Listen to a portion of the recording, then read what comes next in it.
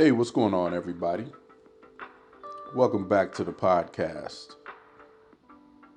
First off, I want to thank you guys for listening.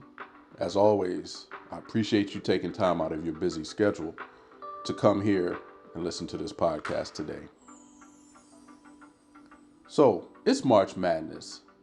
So, I would be remiss if I didn't talk about one of the most polarizing programs in all of sports, not just college basketball. Today, I'm going to talk to you about the Duke Blue Devils.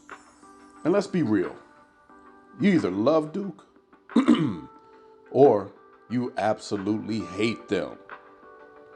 There's almost no in between. So today we're breaking it down. Why does Duke get so much hate? And more importantly, is it actually deserved?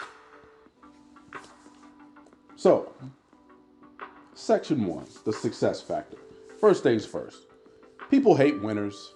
Duke has been dominant for decades. We're talking about multiple national championships, Final Fours, and a pipeline of NBA talent. When you win that much, people get tired of seeing you on top. It's the same reason that people hate the Patriots, the Lakers, the Yankees, etc., etc., etc. Success breeds envy. And Duke, they've been successful for a long time. But let's talk about the vibe, which is the privileged perception, or section 2 here. Duke has this reputation: private school, elite academics, polished players, and fans look at them like, man, y'all think y'all are better than everybody. But right or wrong, that perception sticks. Compare that to a gritty underdog program. People relate to the grind more than the polish.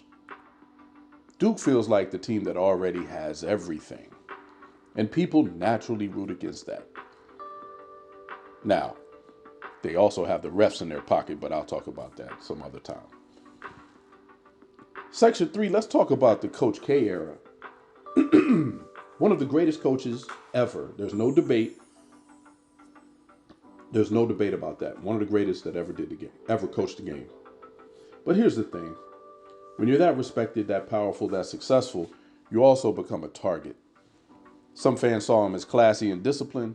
Others saw him as arrogant, favored by the refs, which I already touched on, and always getting the benefit of the doubt. And when your coach becomes a symbol, the hate multiplies. Section 4, the villain role. Duke became the villain, and every sports needs a villain. Think about it. Every March Madness, there's one question: who's going to knock Duke out, and who's going to have the party after it happens? That's entertainment. That's drama. Duke isn't just a team. They're the final boss, and people love rooting for the underdog to take them down. Section 5 is the players in the one and done era. Then you've got the players. Duke became known for the top recruits, future lottery picks, one and done stars. And while that's great for winning, fans sometimes struggle to connect with players who are only there for a year. Feels like a factory, right? Duke didn't jump on that until they were getting the doors blown off of them by all the other one and done programs, and then they jumped on the bandwagon as well. So can't really say that they're unique in that aspect. But they are a machine. And people want heart, loyalty, and storylines, not just talent. So the one and done era has hurt them a little bit in that regard. Section 6, real talk. Is it respect or hate? This is the truth, right? There is a lot of hate. And I'm one of those people that's a hater, a Duke hater, admittedly. But it's respect in disguise. Because nobody hates irrelevant teams, and that's real. Nobody spends energy talking about programs that don't matter. That's also real. So Duke, yeah, they matter. They've built the brand so strong that even the haters like myself are part of their success. So the next time somebody says they hate Duke, just ask them why. Because chances are it's not just hate. It's history, dominance, emotion, And it's the fact that Duke has been that team for a very long time. Love them or hate them, you're still watching. And that means they've already won. So, as I say, Duke is what they are. They're a team that is polarizing. They're a team that many people know. And they're a team that makes it easy to hate. Because when you're always on the forefront, when you're always on the front page, when you're always on ESPN, it's easy to hate somebody because you ain't them.